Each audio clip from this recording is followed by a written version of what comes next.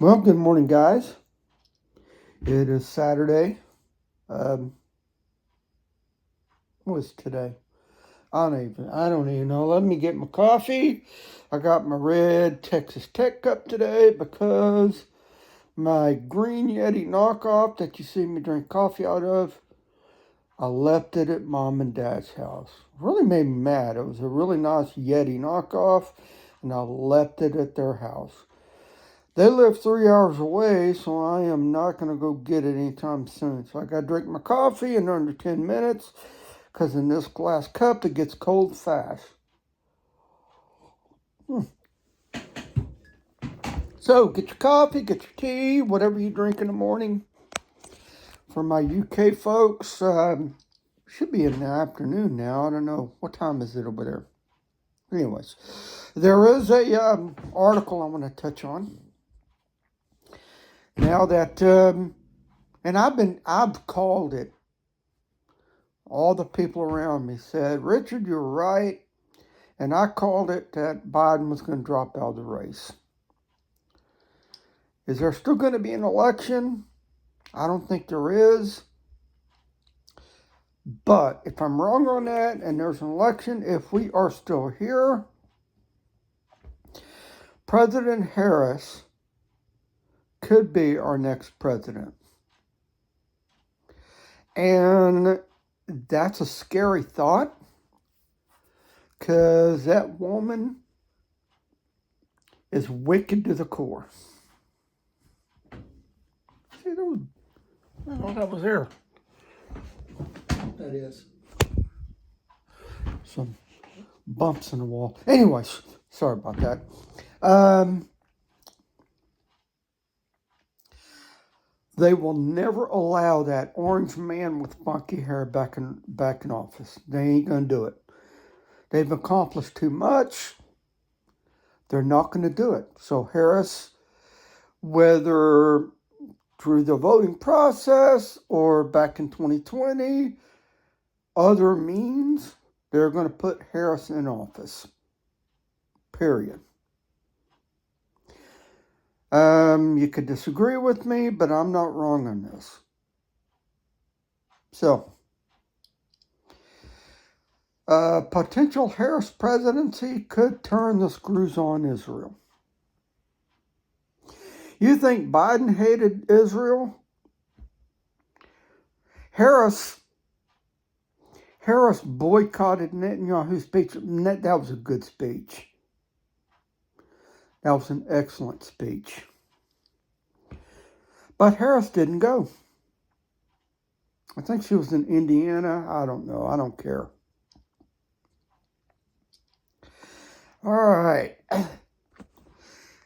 Vice President Kamala Harris, now the front runner for the Democratic presidential nomination, will likely continue Biden's foreign policy on most issues, but might diverge when it comes to Israel. NBC News reported on Monday. While Harris initially expressed support for Israel in its war with Hamas following the terror group's invasion on October the 7th, she turned increasingly critical as the war dragged on. Quote, "We are not going to create any conditions on the support that we are giving Israel to defend itself," end quote. She told a conference in Britain on November the 2nd, less than a month after the assault. A month later, on December the 2nd, Harris said, and in an environmental conference in Dubai, that, quote, "too many innocent Palestinians have been killed. Frankly, the scale of civilian suffering and the images and videos coming from Gaza are devastating." That was the rhetoric that Biden would shortly adopt, noted conservative columnist Daniel Greenfield. Politico reported Politico reported, it's early, guys, give me a break here. Politico reported in December that Harris had told the administration to, quote, to show more concern publicly for the humanitarian damage in Gaza, end quote. One person close to the vice president's office said she believed the United States should be tougher on Prime Minister Benjamin Netanyahu, the report says. On March 3rd in Selma, Alabama, to commemorate the 1965 Civil Rights March, Harris dedicated the first 5 minutes of her speech to expressing sympathy for Gazans, holding Israel responsible for their condition. Are you getting this, folks? Are you getting it? Quote, before I begin today, I must address the humanitarian crisis in Gaza. What we are seeing every day in Gaza is devastating. People in Gaza are starving. The conditions are inhumane, end quote, she says. Reports of a full-scale famine turned out to be untrue. They are untrue. They're not starving over there. They're getting plenty of food.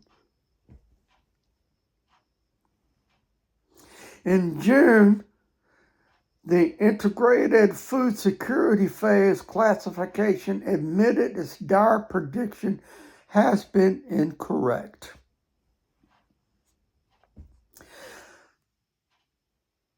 There's, quote, the increase that the Israeli government must do more to significantly increase the flow of aid.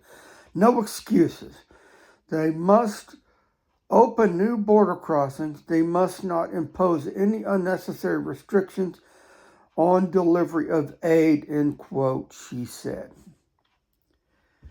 While she said that the Hamas threat to Israel must be eliminated and the hostages returned, those statements seemed perfunctorily in comparison.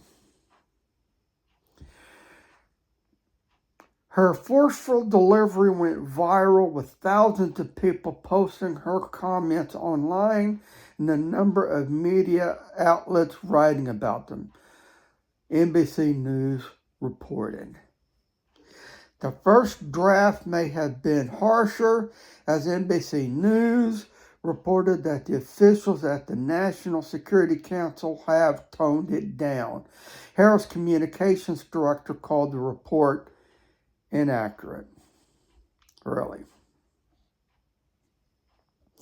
We have been clear in multiple conversations and in every way that any major military operation in Rafah would be a huge mistake, Harris told ABC News. She was a huge opponent to that Rafah invasion. Harris's assessment turned out to be wrong, as 900,000 Gazans evacuated Rafah within 1 week from the time Israel issued its first evacuation order for the city on May 6th. Israel warned people plenty of time before they invaded. That's what they do. That's what they do. They warn people, hey, we're coming. They drop leaflets. They warn.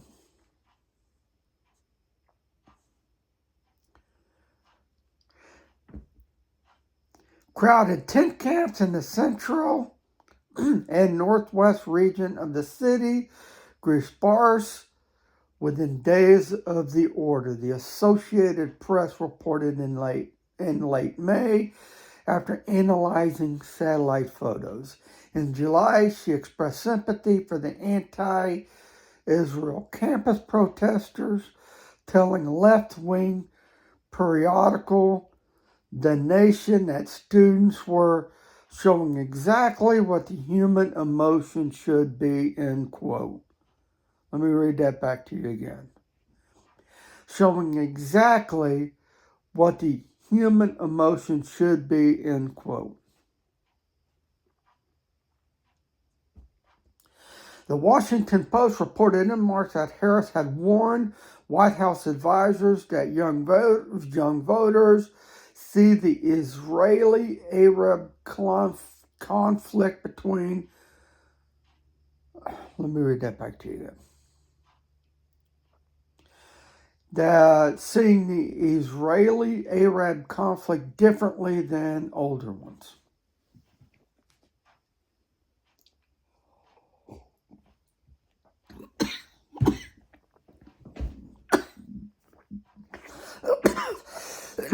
Sorry about that, guys. Went down the wrong way, and it's already getting lukewarm. Have you ever took lukewarm coffee? Yeah. I will spew thee out of my mouth, Jesus said. Also, immediately after October the 7th attack, Harris lobbied the president to include a line about the Islamophobia in his speech, promising unconditional support for Israel, the Post reported.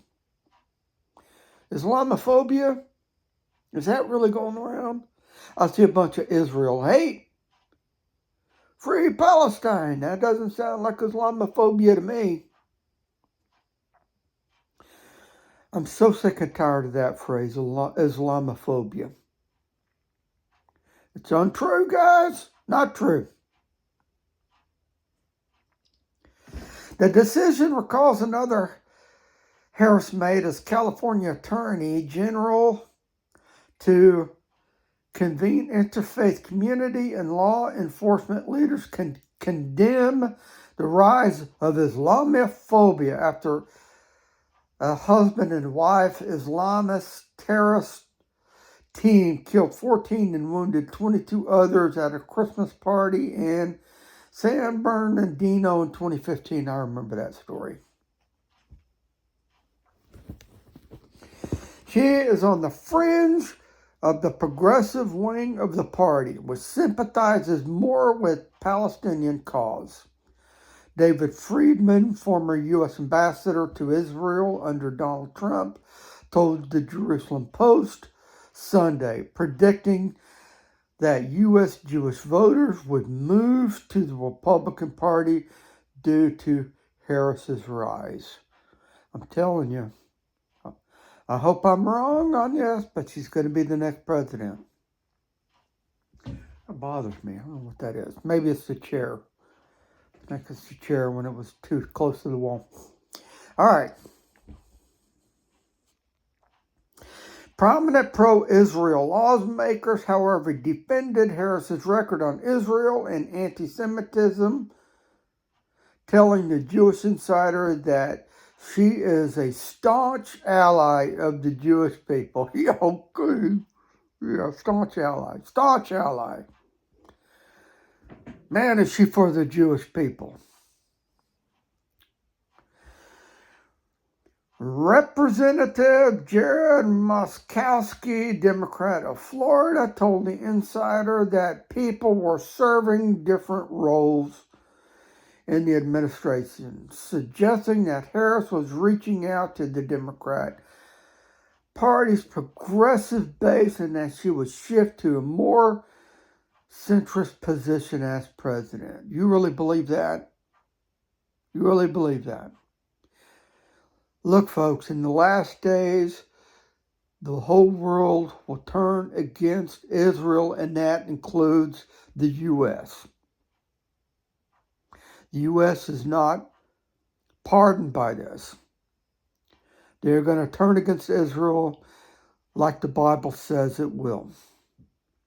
And it started with Obama. Trump gave a little reprieve.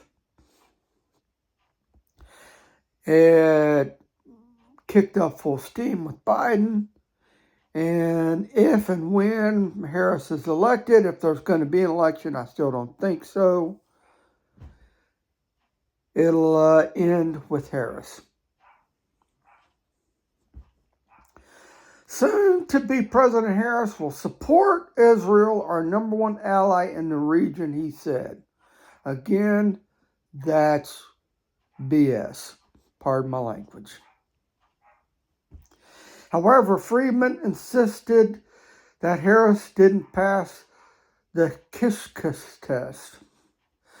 Combine that with the Republican convention being historically pro-Israel and the Democrat convention likely to be pro-Palestine, and you have a significant shift, he added.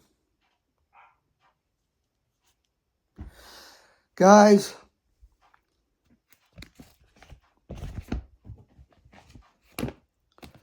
we're living in end times. We are living in the very last days. The fact that we are still here shocks me. We don't have a few years.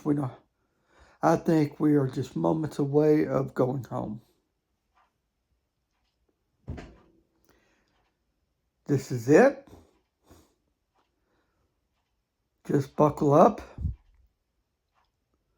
It may be a bumpy ride until we go home. How much more are we going to see? I hope not much more. I'm tired. Hang tight, guys. Like, share, subscribe. God bless. Signing out.